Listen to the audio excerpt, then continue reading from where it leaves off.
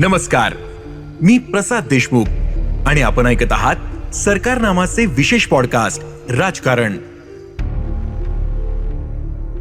कुलाबा ही छत्रपती शिवाजी महाराजांची भूमी आहे. त्यामुळे या जिल्ह्याचं नाव शिवरायांशी संबंधित असावं या विचारातून त्यांनी कुलाबा जिल्ह्याचं नामांतर रायगड असं केलं. त्यांचं शिवरायांवरचं प्रेम जगजाहीर होतं. शिवरायांचे विचार घराघरात पोहोचवण्यासाठी त्यांनी अन्य मुख्यमंत्र्यांपेक्षा अधिक काम केलं. छत्रपती शिवाजी महाराजांची भवानी तलवार लंडन येथून आणण्याची घोषणाही त्यांनीच केली होती. मंत्रालयात शिवरायांचे तैलचित्र लावणे यासह पोलिसांची हाफचड्डी बंद करून त्यांना फुल पॅन्ट देणं, राज्य सरकारच्या सांस्कृतिक पुरस्कारांमध्ये कीर्तनकारांचा समावेश करणं, असे अनेक धाडसी निर्णय घेतले ते महाराष्ट्राचे 7वे मुख्यमंत्री बॅरिस्टर AR अंतुले यांनी. राज्याचे पहिले मुस्लिम मुख्यमंत्री होण्याचा मान त्यांना मिळाला. कथित सिमेंट घोटाळ्यात सहभागाच्या आरोपावरून त्यांना मुख्यमंत्री पदाचा राजीनामा द्यावा लागला. त्यांची कारकीर्द जशी वादग्रस्त राहिली तशीच ती शिवरायांवरील प्रेम आणि शेतकऱ्यांना पहिल्यांदाच कर्जमाफी देणारा मुख्यमंत्री अशा धडाकेबाज निर्णयांसाठी ओळखली जाते. राजकारणात येण्यापूर्वी त्यांनी समाजकारणाचा वसा समर्थपणे पेलला. गेल्या काही वर्षांपासून सामाजिक कार्यकर्त्यांचा सुकाळ निर्माण झालाय. एखादं निमित्त साधून रुग्णांना किंवा गरजूंना 2-4 केळ्यांचं वाटप करायचं आणि त्याचे फोटो प्रसिद्धीसाठी वर्तमानपत्रांकडे पाठवायचे असे प्रकार नित्याचेच झालेत. असं असलं तरी रचनात्मक काम करणारे सामाजिक कार्यकर्ते आत्ताही आहेत आणि पूर्वीही होते.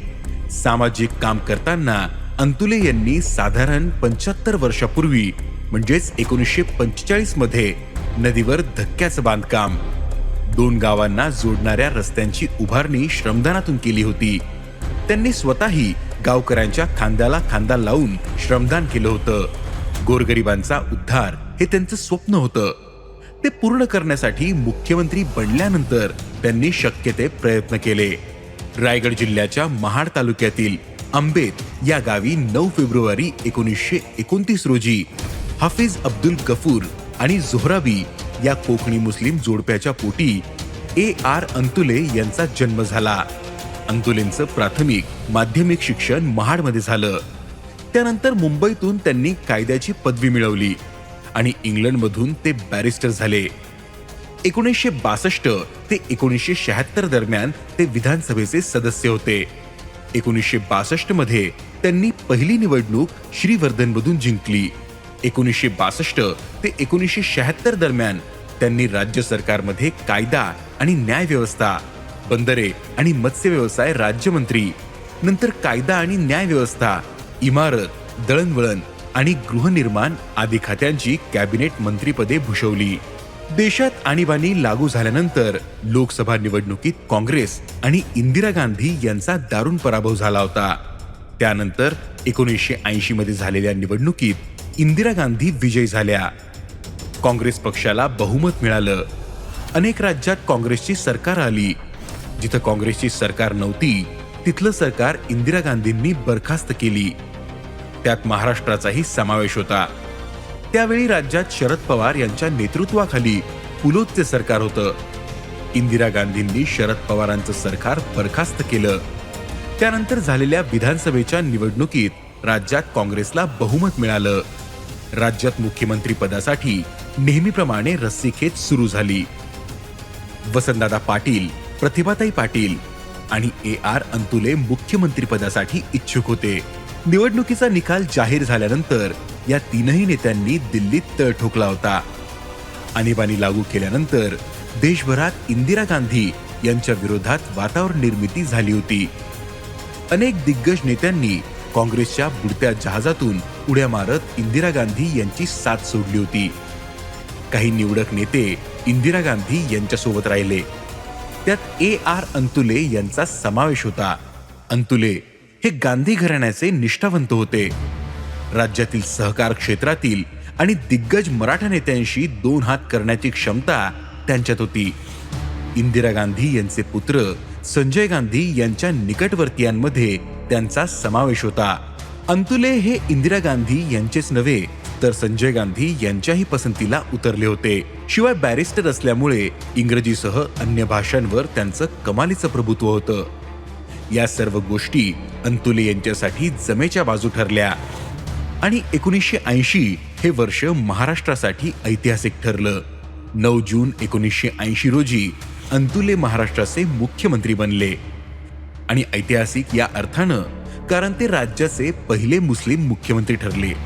त्यानंतर आजपर्यंत मुस्लिम नेत्याला या पदावर संधी मिळाली नाही. अंतुले यांचं जन्मगाव असलेल्या आंबेतला सुंदर समुद्रकिनारा लाभलेला होता.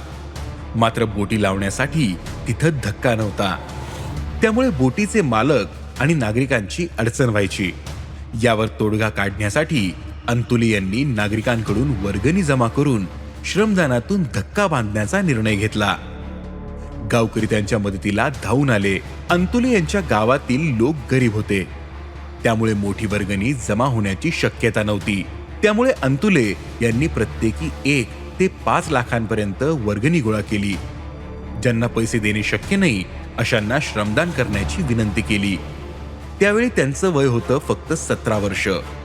1945 मध्ये त्यांनी सावित्री नदीवरील बाणकोट खाडीत श्रमदानातून धक्का बांधला. या कामात अंतुलेंनी स्वतःही गावकऱ्यांच्या बरोबरीनं श्रमदान केलं होतं. राष्ट्रीय महामार्ग क्रमांक 17ला जोडण्यासाठी आंबेत या त्यांच्या गावापासून लोणेरे गोरेगाव या पूर्वीच्या कुलाबा आणि आत्ताच्या रायगड जिल्ह्यातील गावापर्यंत त्यांनी गावकऱ्यांच्या श्रमदानातून रस्ता तयार केला. समाजातील दुर्बल गोरगरीब नागरिकांची उन्नती करण्याचं त्यांचं तरुणपणापासूनचं स्वप्न होतं. त्यासाठी त्यांनी जमेल तेवढं काम केलं. मुख्यमंत्री झाल्यानंतर त्यांनी संजय गांधी निराधार योजना सुरू केली. हा त्याचाच एक भाग होता. अंतुले यांचं मुख्यमंत्री होणं ही बाब राज्यातील मराठा तसेच सहकार क्षेत्रातील दिग्गज राजकारण्यांसाठी एक धक्क्यासारखीच होती. इंदिरा गांधींना आपल्या मर्जीतील व्यक्तीला मुख्यमंत्री करायचं होतं. शिवाय तो सहकार क्षेत्रातील दिग्गजांशी 2 हात करणारा असावा, असाही त्यांचा विचार होता. अंतुलेंना सहकार चळवळीचा वारसा नव्हता. शिवाय ते कोकणातले होते. तरीही इंदिरा गांधींनी त्यांची निवड केली होती. अंतुले यांनी कामही तशीच केली. एक व्यवस्था अस्तित्वात असताना त्याच वेळी समांतर पद्धतीनं दुसरी व्यवस्था तयार होत असते किंवा कार्यरत होत असते, असं कार्ल मार्क्स सांगून गेलाय. त्याच पद्धतीनं अंतुले त्यांच्या मुख्यमंत्री पदाच्या कार्यकाळातही मराठा राजकारणांसाठी धक्कातंत्र ठरलेले त्यांचं मुख्यमंत्री पद त्याच कारणानं गेलं. मात्र त्याला वळण वेगळं देण्यात आलं. एका मुस्लिम मुख्यमंत्र्यानं छत्रपती शिवाजी महाराजांवरील प्रेमापोटी कुलाबा जिल्ह्याचं नामांतर रायगड केलं. त्यापूर्वी झालेल्या एकाही दिग्गज मराठा नेत्याला हे कसं उमगलं नाही असा संदेश अंतुलेंच्या निर्णयांमुळे समाजात गेला होता. ही बाब मराठा नेत्यांना कदापही सहन होणारी नव्हती. पोलीस कर्मचाऱ्यांची हाफचड्डी बंद करून त्यांच्यासाठी फुल पॅन्ट अंतुले यांनीच आणली. अंतुले यांची निर्णय क्षमता अफाट होती. एखादा निर्णय घेतला की ते प्रशासनाच्या पाठीमागे खंबीरपणे उभे राहायचे. धडाकेबाज निर्णय घेणारा मुख्यमंत्री अशी त्यांची ओळखच झाली होती. तत्कालीन उस्मानाबाद जिल्ह्याचे विभाजन करून त्यांनी लातूर जिल्ह्याची निर्मिती केली. त्याचप्रमाणे रत्नागिरी जिल्ह्याचे विभाजन करून सिंधुदुर्ग जिल्ह्याची निर्मिती केली. प्रशासकीय कामांसह अंतुले यांना कला सांस्कृतिक क्षेत्रातही रस होता. राज्य सरकारच्या सांस्कृतिक पुरस्कारांमध्ये कीर्तनकारांचा समावेश नव्हता. ते मुख्यमंत्री झाल्यानंतर या पुरस्कारांमध्ये कीर्तनकारांचा समावेश त्यांनी केला. शेतकऱ्यांना कर्जमाफी पहिल्यांदा अंतुले यांनीच दिली. त्यामुळे ते कायम राज्यातील शेतकऱ्यांच्या स्मरणात राहतील. लहान शेतकऱ्यांचे जवळपास 50 कोटी रुपयांचे कर्ज अंतुले यांनी आपल्या मुख्यमंत्री पदाच्या कार्यकाळात माफ केलं. तोपर्यंत कर्जमाफीची प्रथा नव्हती. त्यापूर्वीच्या कोणत्याही सरकारनं शेतकऱ्यांना कर्जमाफी दिली नव्हती. कर्जमाफीच्या या निर्णयानंतर अंतुले यांचा रिझर्व्ह बँक ऑफ इंडिया सोबत वाद झाला होता. छत्रपती शिवाजी महाराजांवरील त्यांचं प्रेम विविध निर्णयांमधून दिसून आलं. मंत्रालयात आता छत्रपती शिवरायांचे एक तैलचित्र दिसतं. ते तैलचित्र अंतुले यांनी आपल्या मुख्यमंत्री पदाच्या कार्यकाळातच लावलंय. मंत्रालयाच्या बाहेरून जाणाऱ्या लोकांनाही शिवरायांचे ते तैलचित्र स्पष्टपणे दिसावं अशी त्यांची इच्छा होती. त्यासाठी ते स्वतः मंत्रालयाबाहेर गेले. शिवरायांचे तैलचित्र स्पष्टपणे दिसतं का याची त्यांनी स्वतः बाहेर फिरून खात्री करून घेतली होती. शिवरायांची भवानी तलवार इंग्लंडमध्ये ती परत यावी असं सर्वांनाच वाटत असलं तरी तसे प्रयत्न होताना दिसत नाहीत. ही तलवार परत आणण्यासाठी अंतुलेंनी ब्रिटनच्या राणी एलिझाबेथ यांच्यासोबत बैठक निश्चित केली होती. मात्र ती बैठक व्हायच्या आधीच त्यांना मुख्यमंत्री पदाचा राजीनामा द्यावा लागला होता. मुख्यमंत्रीपदी असताना अंतुले घेत असलेले निर्णय धडाकेबाज होते. शिवरायांविषयी ते घेत असलेले निर्णय प्रस्थापित राजकारणांसाठी धक्कादायक होते. त्यामुळे समांतर व्यवस्था कामाला लागली होती. 1982 मध्ये त्यांच्यावर सिमेंट घोटाळ्यात सहभागाचा आरोप झाला. देणग्या गोळा करण्यासाठी अंतुलेंनी स्थापन केलेल्या ट्रस्टचं नाव इंदिरा प्रतिभा प्रतिष्ठान असं होतं. इंदिरा गांधी यांच्या नावाने असलेल्या ट्रस्टचं नाव गैरव्यवहारात अडकणं ही बाब त्यावेळच्या काँग्रेस नेत्यांना खटकली. वर्तमानपत्रांनी हे प्रकरण उचलून धरलं. या प्रकरणाचे पडसाद संसदेतही उमटले. त्यामुळे देशभरात काँग्रेसची नाचक्की होऊ लागली. उच्च न्यायालयाने दोषी ठरवल्यानंतर अखेर 12 जानेवारी 1982 रोजी अंतुले यांनी मुख्यमंत्री पदाचा राजीनामा दिला. त्यानंतरही इंदिरा गांधी यांनी धक्कातंत्राचा वापर करत बाबासाहेब भोसले यांना मुख्यमंत्रीपदी विराजमान केलं होतं. 1989 पर्यंत आमदार राहिल्यानंतर अंतुले 9व्या लोकसभेवर निवडून गेले. ते 1998 पर्यंत खासदार राहिले. मनमोहन सिंग यांच्या केंद्र सरकारमध्ये 2006 ते 2009 दरम्यान ते पहिले केंद्रीय अल्पसंख्याक कार्यमंत्री राहिले. 2009 मध्ये शिवसेनेच्या अनंत गीते यांनी त्यांचा रायगड लोकसभा मतदारसंघातून पराभव केला.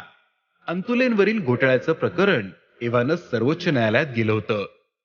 16 वर्ष चाललेल्या खटल्यातून ते अखेर निर्दोष सुटले. मात्र त्यांच्या मुख्यमंत्री पदाचा बळी गेलेला होता. निर्दोष सुटल्यानंतर ते म्हणाले होते, मी काहीही चुकीचं केलेलं नव्हतं. मला राजकीय प्रतिस्पर्धींनी लक्ष केलं, पण त्यांचा डाव फसला, मला धक्का बसला. मात्र ते मला नष्ट करू शकले नाहीत. नंतर त्यांची किडनी निकामी झाली.